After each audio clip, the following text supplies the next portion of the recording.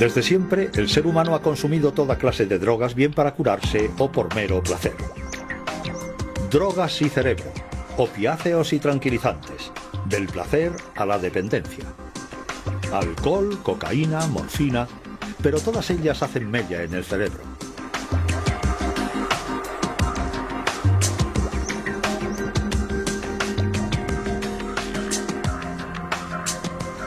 En la actualidad, la biología es capaz de explicar sus efectos en nuestras mentes y el estudio de las drogas permite a la ciencia una mejor comprensión del funcionamiento del cerebro.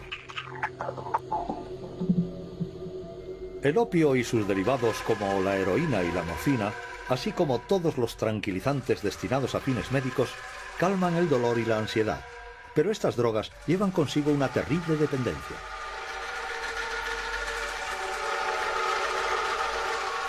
El opio, extraído de la savia de la adormidera, es una de las drogas más antiguas del mundo. Textos de Oriente Próximo, de Egipto con milenios de antigüedad, lo mencionan como un medicamento contra el dolor, la tos y el insomnio.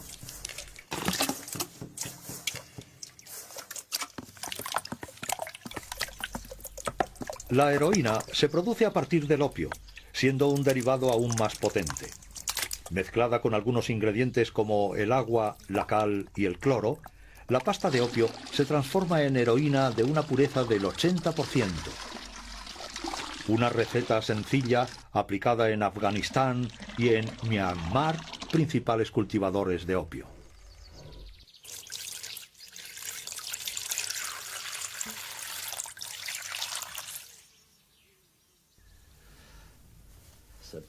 Creo que esta le va a gustar. Ah, sí, esta es antigua. Es más larga. No tiene nada que ver, qué bonita. Marfil del bueno. Así que marfil. Y barnizada. Y esta otra es extraordinaria. Un experto como usted lo apreciará. Con boquilla... Con boquilla, sí. Al final. Entienda. Yo era joven. Pues influye el contexto. El contexto es muy importante. Cosas como la vela, el chisporroteo, la bola, la pequeña bola que forma. Y bueno, luego está la aspiración y las vías respiratorias se abren. Además se obtiene una especie de dilatación del encéfalo, una especie de prurito cerebral, sobre todo al principio. Es maravilloso esa sensación de invasión total que llega a todas partes, que sale de la punta de los pies y sube de los pies al cerebro. Es una invasión. Fumado es algo increíble.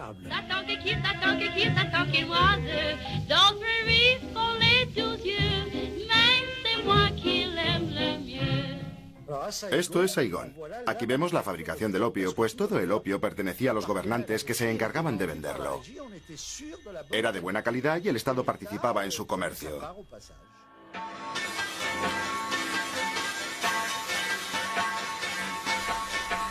El uso toxicómano del opio fumado era poco corriente hasta que las potencias coloniales decimonónicas impusieron su comercio legal y favorecieron su difusión masiva por toda Asia.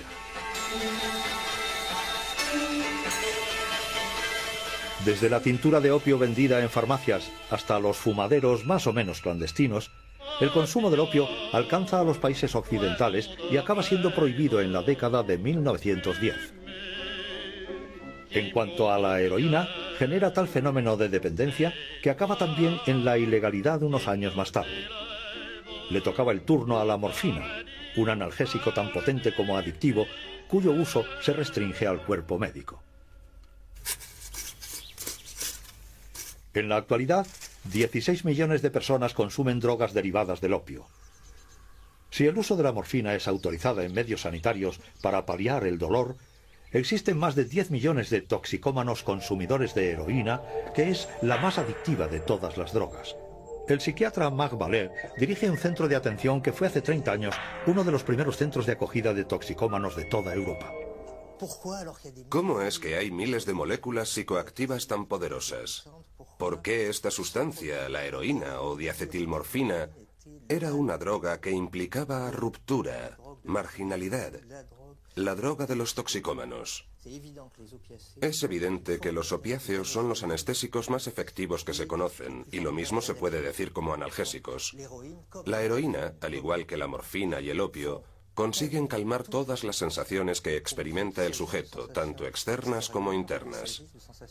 Y a su vez, aliviará todos los dolores, todos los sufrimientos, bien sean psicológicos, físicos, o bien se trate de otros sufrimientos físicos como depresión, angustia, etc. Desde Thomas de Quincy y sus confesiones de un inglés comedor de opio, obra del siglo XIX, las autobiografías bajo los efectos de estupefacientes han tenido continuidad.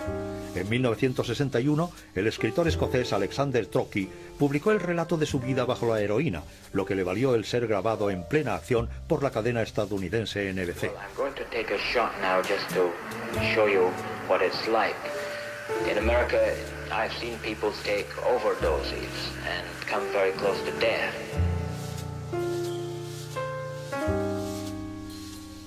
Alexander Trocchi murió a los 60 años de una sobredosis.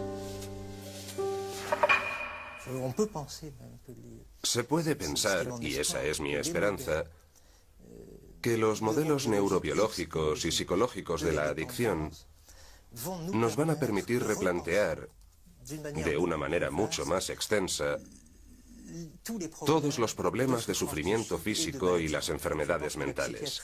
Creo que la psiquiatría va a experimentar una revolución con estos puntos de vista en los que se ve de una manera dialéctica la dependencia fisiológica y la dependencia psicológica como una explicación recíproca.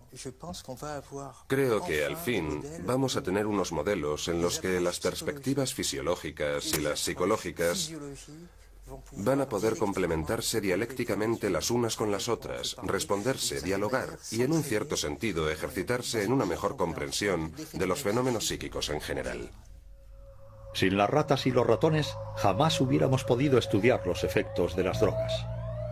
Comparten un gran número de sus genes con nosotros y las drogas desencadenan las mismas tempestades en sus cerebros.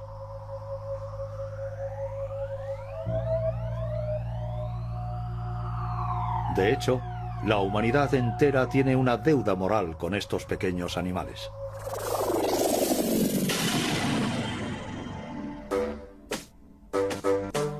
Podemos drogar a las ratas, manipular sus genes e incluso diseccionarlas. Es la triste, pero necesaria labor diaria de los laboratorios que comparan el estado de las ratas drogadas o genéticamente modificadas con las ratas controladas o normales.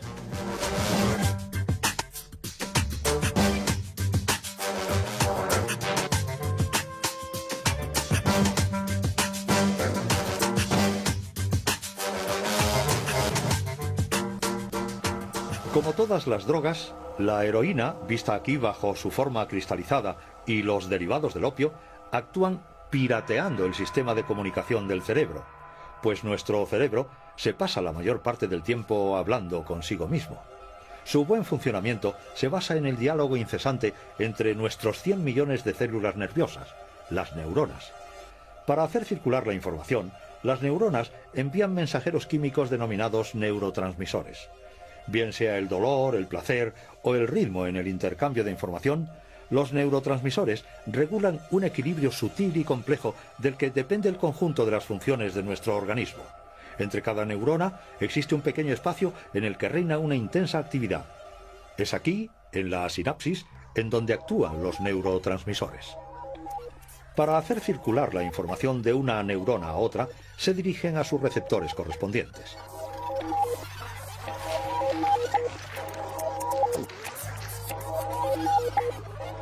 En 1973 se descubre que la morfina, al igual que la heroína, puede encajarse en algunos de los receptores. Un descubrimiento de gran calibre que ha permitido a científicos como Brigitte Kiefer explorar un sistema esencial en el funcionamiento del organismo. A partir de este descubrimiento, obviamente supusimos que no era nada normal que la naturaleza nos haya dotado de receptores específicos de una molécula producida por la adormidera. A priori no tenía ningún sentido. Así pues, dijimos que debían de existir moléculas naturales segregadas por el cerebro que deberían, en condiciones fisiológicas normales, interactuar con los receptores. Y así es como nos pusimos a buscar los activadores naturales de los receptores a los opiáceos. A partir del descubrimiento de los primeros péptidos diminutos, se descubrió que también existe una familia de péptidos a los que se les denominó péptidos opioides, unas moléculas que son los activadores endógenos de los receptores. Como se asemejan a las drogas derivadas del opio, estas moléculas han sido bautizadas como péptidos opioides. Con sus receptores, los péptidos opioides constituyen lo que se denomina un sistema endógeno. Se llama así porque se encuentra en el interior de nuestro organismo y este sistema es indispensable para nuestra existencia.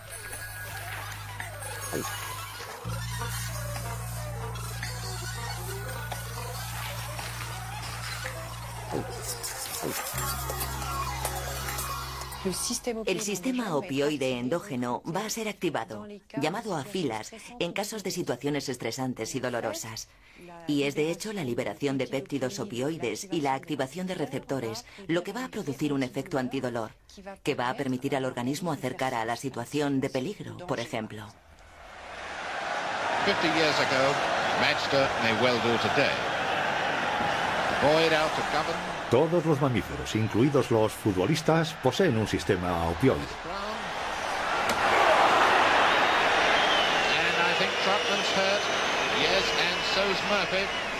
Durante la final de la Copa de Inglaterra de 1956, el portero alemán del Manchester City, Bert Treutmann, tuvo una mala caída y se fracturó las vértebras cervicales.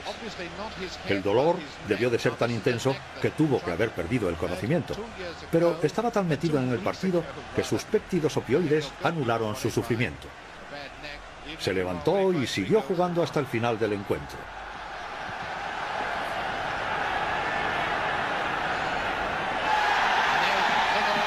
Treutmann se convirtió en héroe nacional. Era la primera vez que un sistema opioide era elegido mejor jugador del año.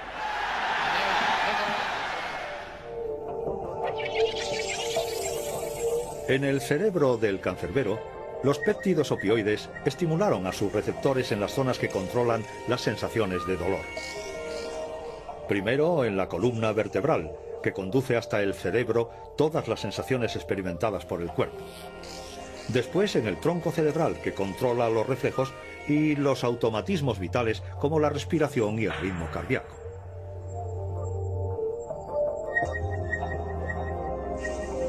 Finalmente en el área límbica, donde el estriato, el núcleo accumbens, el tálamo y la amígdala regulan emociones como el miedo y la ansiedad, además de la sensación de recompensa y de placer. Cuando se le administra morfina a alguien, esta morfina inundará todo el sistema nervioso y al mismo tiempo va a activar a todos los receptores. No es un proceso totalmente natural. Habitualmente, en condiciones normales, una situación dolorosa o estresante, por ejemplo, activará unos circuitos específicos y provocará un incremento de encefalinas o de otros péptidos opioides en ciertas sinapsis de determinadas zonas del cerebro. El efecto será, pues, mucho más limitado. Cuando invaden el cerebro, la morfina y la heroína no hacen sino suprimir el dolor. También ralentizan el flujo de información, actuando sobre el sistema inhibidor del cerebro. Este sistema está controlado por un neurotransmisor denominado GABA. El GABA es un ralentizador. En tiempo normal, frena a las neuronas y ralentiza el envío de mensajeros a través del cerebro. La morfina y la heroína impiden al GABA cumplir su misión. El GABA ya no puede retener la liberación de dopamina, un neurotransmisor que juega un papel crucial en la sensación de placer. Entonces se descarga un torrente de dopamina en las neuronas. Es el mecanismo que provoca la repentina sensación de placer de la heroína.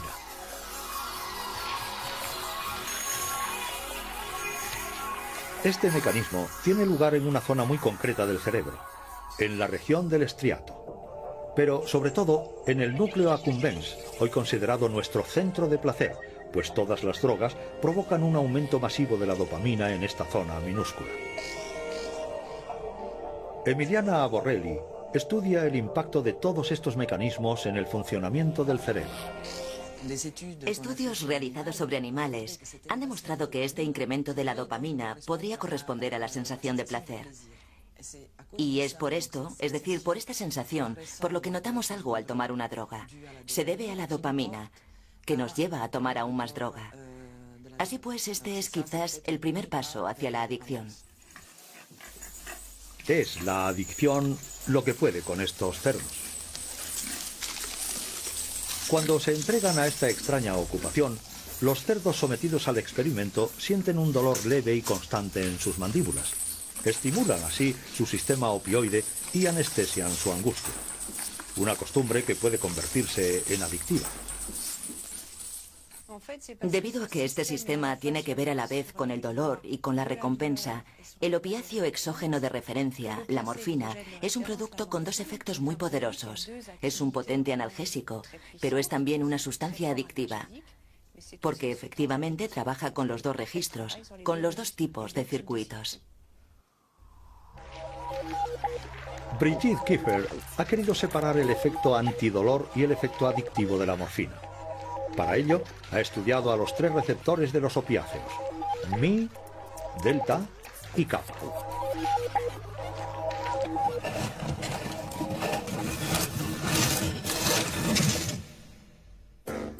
Para comprender si uno de ellos era el responsable de la dependencia, ha eliminado los genes que fabrican cada uno de los receptores en los ratones. Son unos ratones modificados genéticamente a los que se denomina knockout.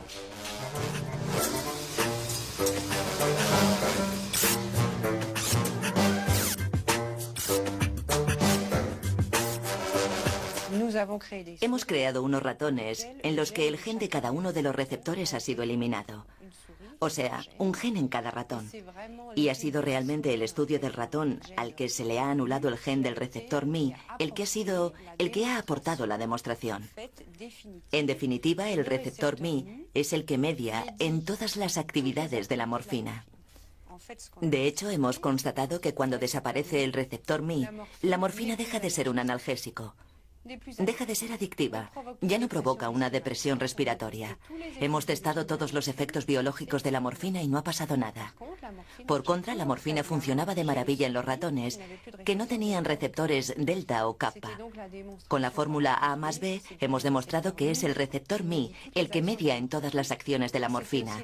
Y era también la demostración de que no podemos disociar los efectos analgésicos de los adictivos en dos receptores diferentes.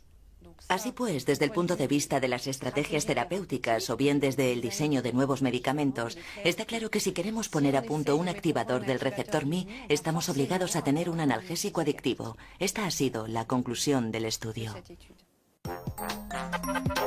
Cuando la droga lanza su ofensiva sobre el cerebro, se pone en marcha todo un engranaje. Unos mecanismos complejos que tienen que ver tanto con la biología como con la psicología.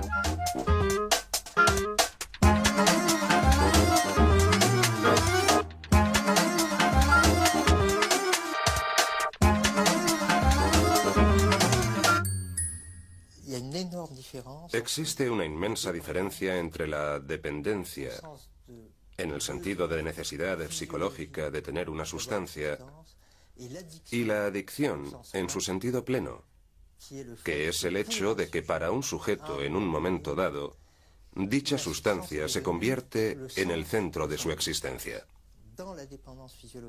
En la dependencia fisiológica vamos a tener el mismo tipo de dependencia que la de un diabético con respecto a la insulina, o la que podemos tener todos con respecto a la comida, al agua, etc. Es decir, una forma de dependencia muy fuerte fisiológicamente, pero psicológicamente neutra. Uno puede inyectarse insulina todos los días sin estar pensando en ella permanentemente, como hacen los diabéticos. Se puede ser médico, profesor, padre de familia, madre de familia y diabético. Un heroinómano se despierta como tal y no puede ser otra cosa, porque el apremio psicológico y social ligado a la adquisición de la heroína es mucho más fuerte.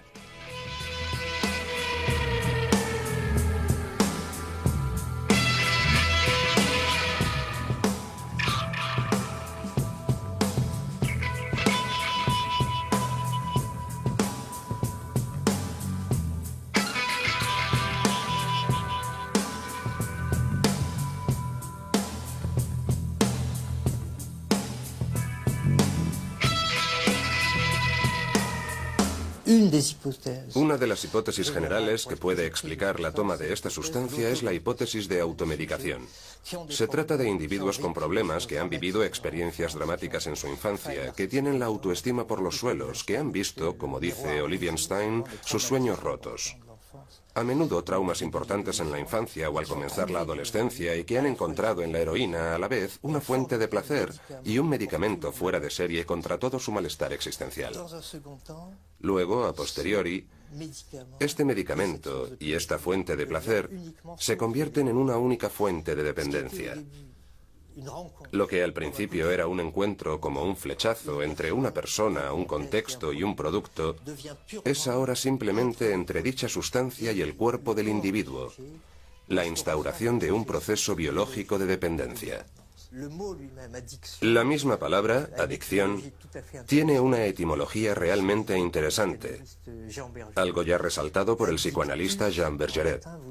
Adictus en latín significa esclavo por deuda. Era la forma que tenían algunas personas de dejar su cuerpo como aval para pagar una deuda contraída en una fase de su vida, en la infancia, por ejemplo. Y mientras no fuera pagada, uno se convertía en esclavo por deuda. Ironically, the only relief from his demons is through the very poison that originally hooked him. The same heroin that will bind him ever more tightly to his living hell.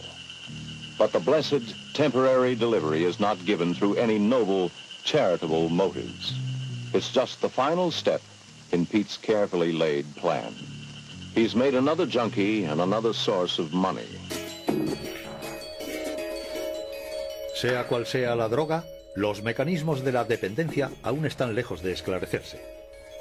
El investigador Pier Vincenzo Piazza ha intentado averiguar si cualquiera de nosotros podría caer en la adicción o si más bien la toxicomanía es una auténtica enfermedad.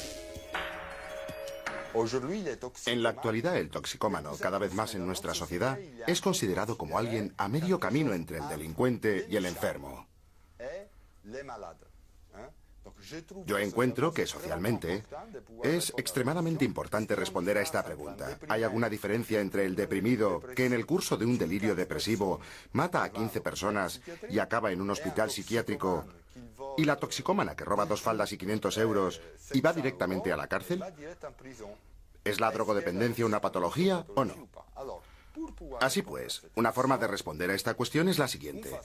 ¿Los animales pueden ser también toxicómanos?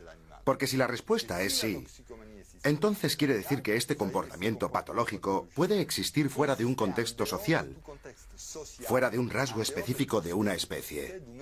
Por tanto, no creo que se trate de un vicio, sino de algo diferente. Es una verdadera patología del comportamiento.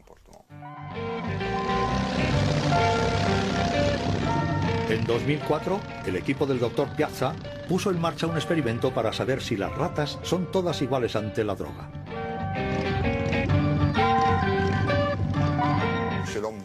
En el caso del hombre, no puedes coger a 300 individuos, encerrarlos, por ejemplo, en Carcassona, darles acceso libre a la droga y ver quién se hace toxicómano o quién no. Con los animales puedes, en cambio, con un grupo homogéneo de ratas, ofrecerles un acceso similar a la droga y ver cuál aprende a autoadministrarse la droga y cuál no. El Dr. Piazza ha adaptado los criterios más determinantes de la toxicomanía a unas ratas de laboratorio. Para esto, se ha ayudado del libro de referencia de los psiquiatras, el DSM-4, un manual de diagnóstico de los problemas mentales. El primer criterio de adicción es que el toxicómano dedica mucho tiempo a buscar la droga y nunca consigue limitar el número de tomas. Los investigadores han enseñado a las ratas que solo podían obtener la droga en ciertos periodos del día. Cuando la droga ya no está disponible, una rata normal deja enseguida de reclamar su dosis. La rata toxicómana sigue empeñada en solicitarla, no para de hacerlo. El segundo criterio es el grado de motivación. El toxicómano está dispuesto a mostrar esfuerzos desmesurados para obtener la droga.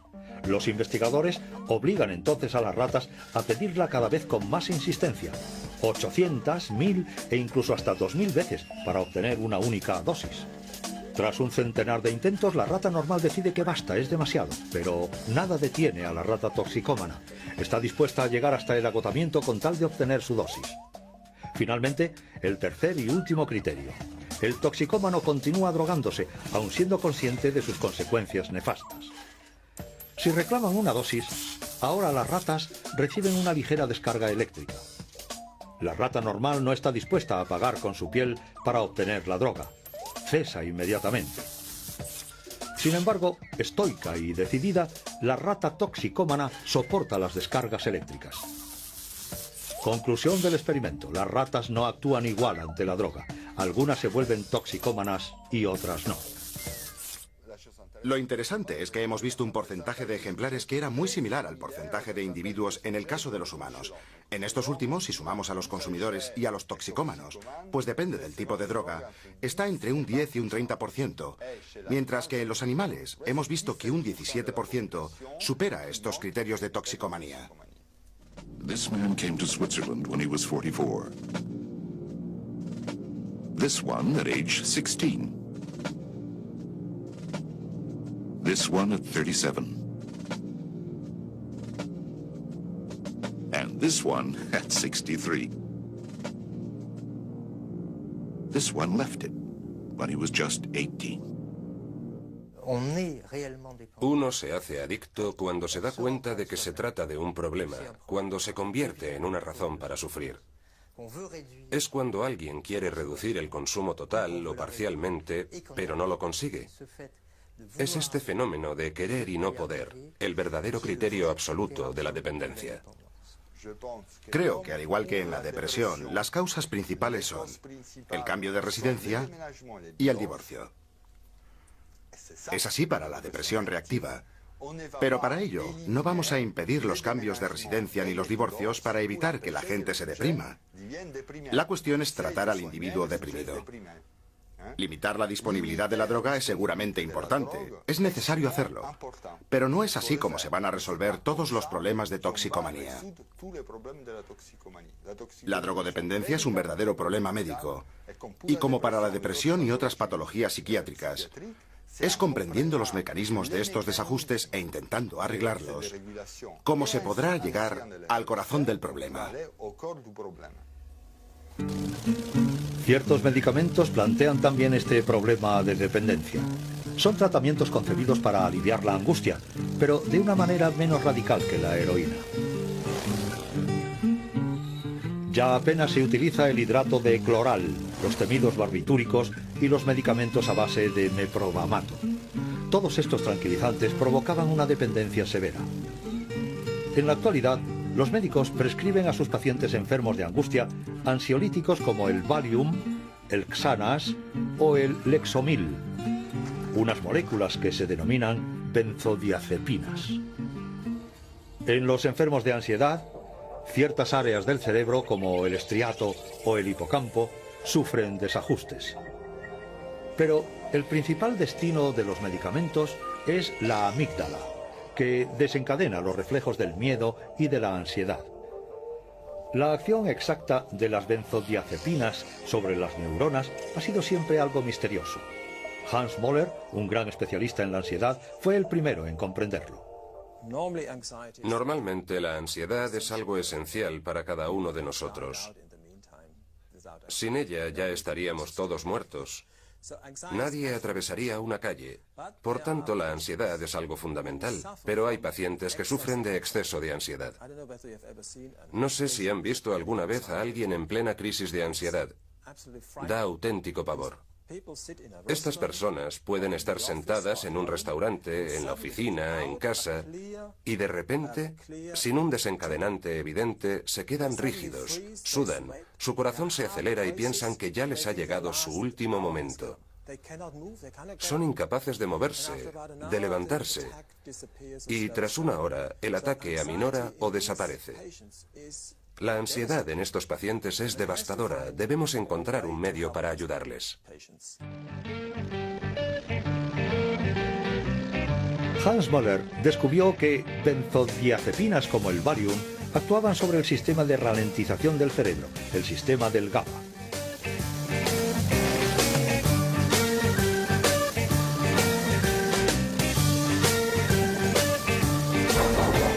En el cerebro de los que padecen ansiedad, el GABA tiene problemas para ralentizar el flujo de información.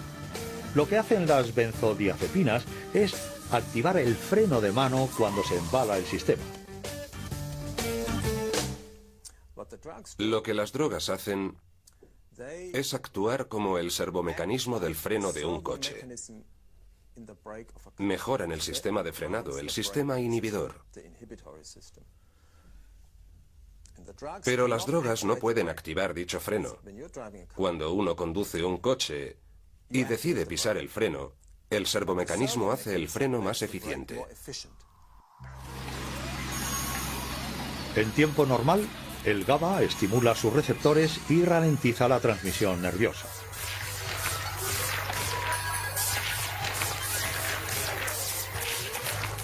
Cuando las benzodiazepinas se adhieren a una pequeña zona de los receptores, el GABA se vuelve aún más eficaz y los mensajes de ansiedad se frenan en seco. Las benzodiazepinas son muy eficientes, tanto que algunos no lo tienen nada fácil. Ciertos pacientes también muestran dependencia, tienen problemas para detener la medicación. Por eso se debería tratar a los pacientes con benzodiazepina por un periodo de tiempo limitado. No se debería tratar a pacientes con un historial de drogodependencia. Alguien que haya tenido problemas con otras drogas, como el alcohol, no debería tomar benzodiazepina porque el riesgo de depender de las benzodiazepinas es mayor. Por otra parte, con 80 millones de frascos al año, los franceses son los mayores consumidores del mundo de ansiolíticos. Para resolver este problema de dependencia, Hans Möller, al igual que Brigitte Kiefer, estudia el papel de cada uno de los receptores GABA. Nosotros y otros equipos hemos descubierto que existen más de una docena de frenos, subfrenos yo diría. Todos son diferentes receptores GABA. Al principio se creía que solo existía uno, el mismo en todo el cerebro, pero no es así. Hay ciertas partes en el cerebro que tienen otras este otro, etc. Y las benzodiazepinas de toda la vida que hoy se usan para fines clínicos no perciben la diferencia, interactúan con todos ellos. Así que pensamos, ¿no sería más sensato desarrollar un agente o un medicamento que actuara solo con este o con este otro? Quizás evitaríamos los efectos secundarios, sería una farmacología diferente, y es precisamente lo que estamos desarrollando en este momento.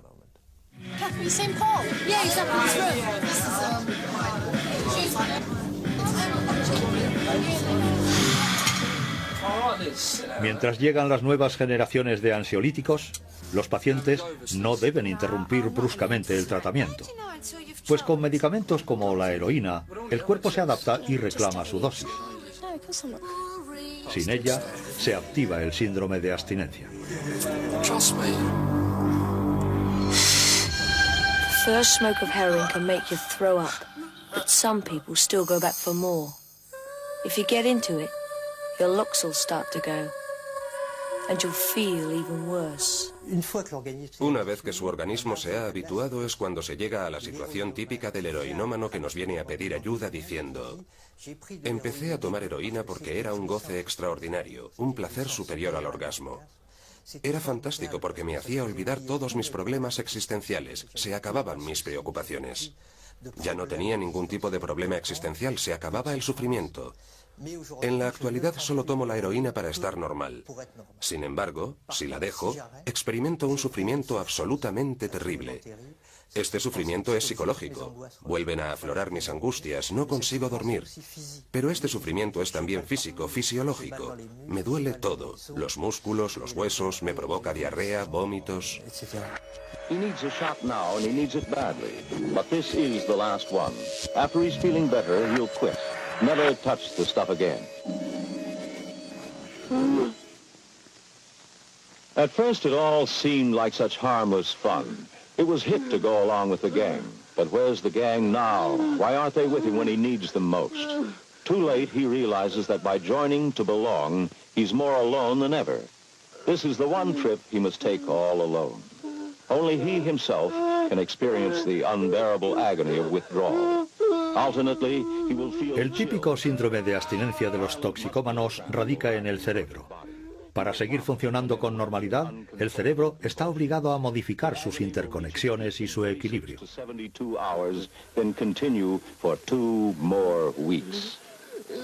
In the meantime, he must obey the rules of the drug addict's world of secrecy.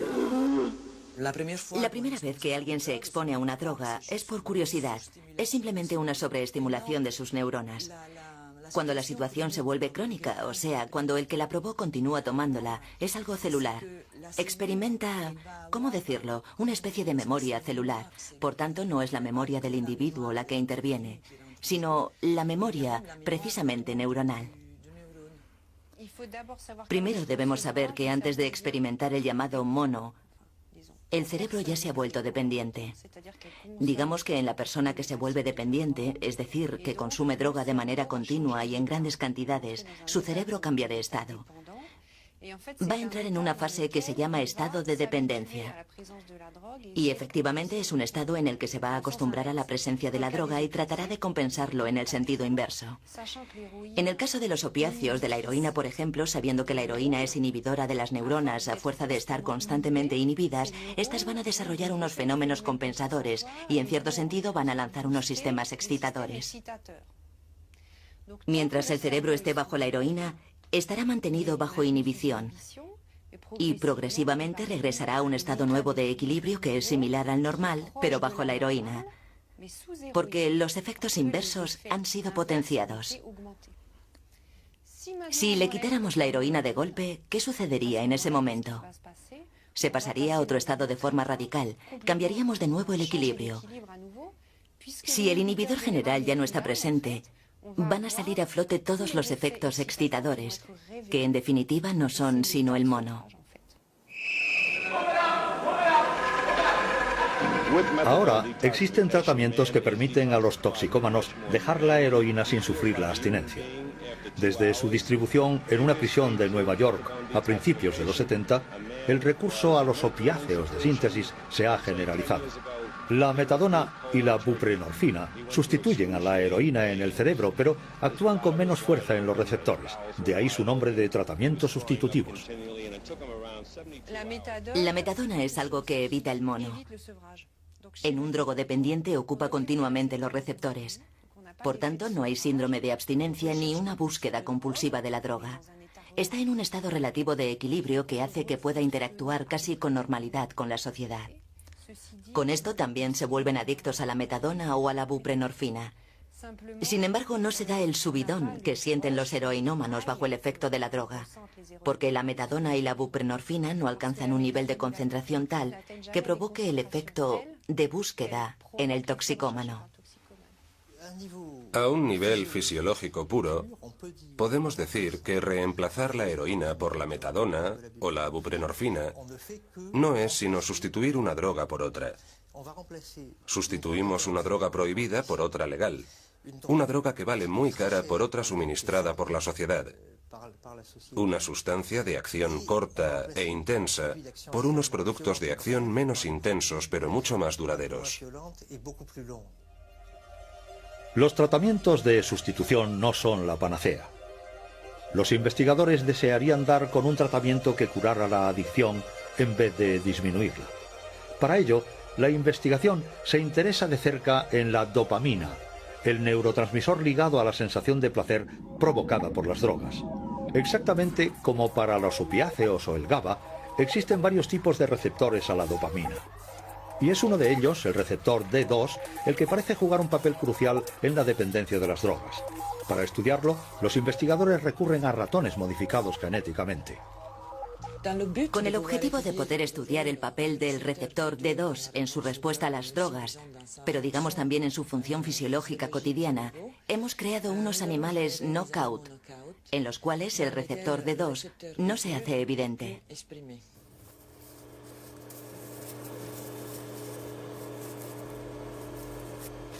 La dopamina interviene en numerosas funciones fisiológicas. principalmente en el movimiento. Este extraño cachivache permite medir la coordinación motriz.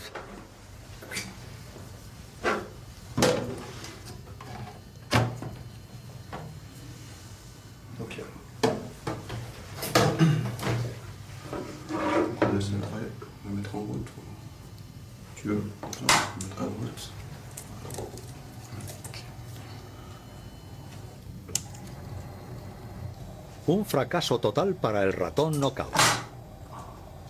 Pero los receptores D2 juegan también su papel en la toxicomanía. Hemos podido demostrar que en ausencia del receptor D2, los ratones dejan de responder, por ejemplo, a los efectos reforzadores. Por tanto, eso les conduce enseguida a la adicción. Otros laboratorios han realizado estudios con este propósito. Han podido ver que en una población animal, sírvanos de ejemplo de nuevo el ser humano, hay individuos que son más vulnerables a la toma de drogas que otros. Está claro que cada cual tendrá un grado de dependencia acorde a cómo hayamos nacido. Cada uno de nosotros posiblemente tengamos tasas de dopamina o de neurotransmisores diferentes. También influye el código genético. No es el mismo en cada individuo. Cada uno es diferente del resto. Por ejemplo, yo no lo sé, pero yo podría tener muchos más receptores D2 con respecto a otro. Y en consecuencia mis reacciones frente a la droga pueden ser diferentes en relación a otra persona. Nora Volkov dirige el organismo público estadounidense coordinador de todas las investigaciones acerca de las drogas. Descubrió que los toxicómanos tenían pocos receptores D2 y viceversa, que las drogas provocaban una aversión en las personas que poseían muchos. Esta es una cuestión muy importante. ¿La reducción de receptores D2 que observamos en toxicómanos es consecuencia del abuso de las drogas o más bien refleja el hecho de que estos niveles, al ser bajos, los receptores los hacen más vulnerables a las drogas?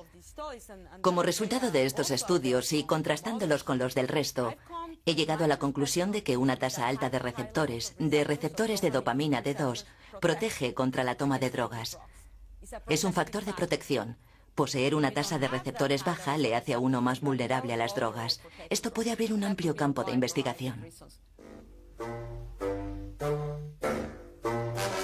Es un auténtico desafío para la ciencia. ¿Cómo se puede actuar sobre el número de receptores D2 sin alterar el equilibrio del cerebro?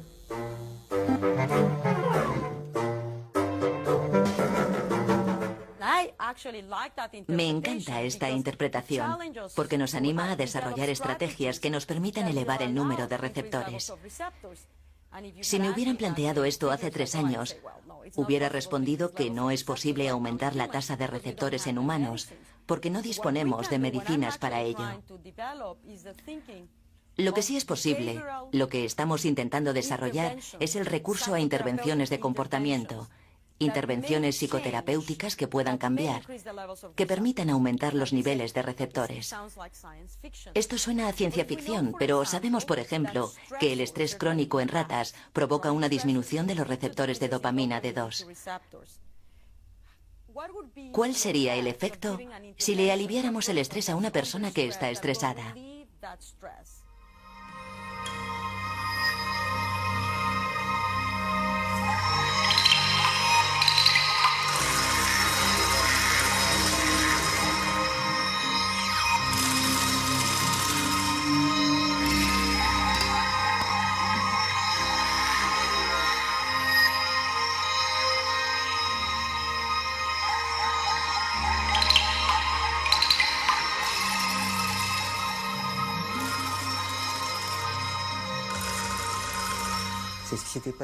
Es lo que pasó en los años 60 con los soldados estadounidenses en Vietnam. Se habían enganchado a la heroína una heroína de gran calidad.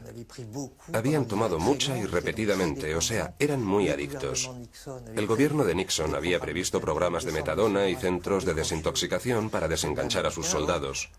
Una inmensa mayoría consiguieron superarlo, no les hizo falta recurrir a estos programas y dejaron de tomar heroína. El tratamiento antidependencia para los soldados estadounidenses fue simplemente el fin de la guerra de Vietnam, la vuelta a casa. La experiencia de consumir droga es algo muy fuerte. Golpea duro y deja de alguna forma una huella que, por otra parte, está muy ligada al contexto. Todos los médicos están de acuerdo en que si ubicamos a un toxicómano arrepentido en su ambiente, lo va a pasar mal, porque va a notar la abstinencia al instante. Es un fenómeno de memorización. Por eso los estudios actuales giran en torno a la comprensión de esta forma de aprendizaje maldito, digámoslo así, que sucede cuando alguien se vuelve adicto a las drogas. Hoy en día se da por válida esta actuación. Hemos constatado que uno de los tratamientos con ratas de laboratorio adictas a la heroína es cambiarlas de jaula. Las metemos en jaulas más grandes con unas condiciones de vida mejores y entonces dejan de administrarse heroína el resto de sus vidas. Por consiguiente, es la validación científica de un dato clínico realmente importante. Como la droga, las experiencias vitales y los recuerdos atraviesan la membrana de las neuronas, el espacio líquido de la sinapsis, y quedan marcados para siempre en nuestro cerebro. El estudio de estos procesos complejos es lo que reconcilia ahora a la neurobiología con la psicología. Por tanto, es una dependencia que es a la vez fisiológica y psicológica. Y consideramos hoy, por otra parte, que la dependencia es un fenómeno global y que es probablemente un error haber separado la dependencia psicológica de la dependencia fisiológica. Ya no estamos en la época en la que se pensaba que el alma era un órgano separado del cuerpo y que estaba unido al cerebro por la apófisis. Sabemos de cierto que la psicología y la fisiología son dos maneras de abordar los mismos fenómenos. Permítanme darles un excelente ejemplo de un estudio de Michael Meaney que acaba de ser publicado recientemente. En él muestra que a una rata, cuando su madre no tiene contacto físico con ella, eso le lleva a silenciar un gen que hace al animal más sensible al estrés. Aquí tienen la construcción psicológica de la respuesta a un estrés, pero también la información altamente elevada de la ciencia que identifica el estrés ambiental como silenciador de un gen, lo que se traduce en la ausencia de expresión de un receptor. Con todo, no lo considero como una vuelta a la psicología. Lo veo como poder aprovecharnos de la ciencia y de la tecnología, que tienen en común tratar de entender cuáles son los procesos neurobiológicos que subyacen bajo los mecanismos psicológicos. Es como mirarse al espejo, según como uno lo mire. Por un lado, se podría decir que los genes no van a tener el mismo efecto en la vulnerabilidad a las drogas. Es en función del ambiente en el cual uno se mueva, o las experiencias que uno haya vivido. O a la inversa, se podría decir que el medio no tendrá los mismos efectos en función de los genes del sujeto. Resultado, no se puede considerar a los genes y al entorno como dos variables independientes que actúan cada una al 50%. Más bien es una sola influencia. Y es la interacción entre los dos factores lo que va a determinar nuestro ser. Las historias de adicción se parecen a los romances amorosos. Una persona, con sus genes, se encuentra con la droga en un momento de su vida. Un flechazo destructor donde lo vivido y la psicología juegan un papel determinante. Estrechamente ligados, estos factores son únicos en cada individuo, lo que nos hace a todos diferentes frente a la droga. Al explorar los mecanismos de la adicción, los investigadores se interesan también por el impacto de los acontecimientos existenciales en la química del cerebro y en los genes. Para ellos, la dependencia es una auténtica enfermedad del cerebro. En su búsqueda de nuevos tratamientos, los científicos se esfuerzan ahora por saber las causas de la toxicomanía. A todas las ratas y ratones que cada día en los laboratorios contribuyen a una mejor comprensión de la ciencia humana.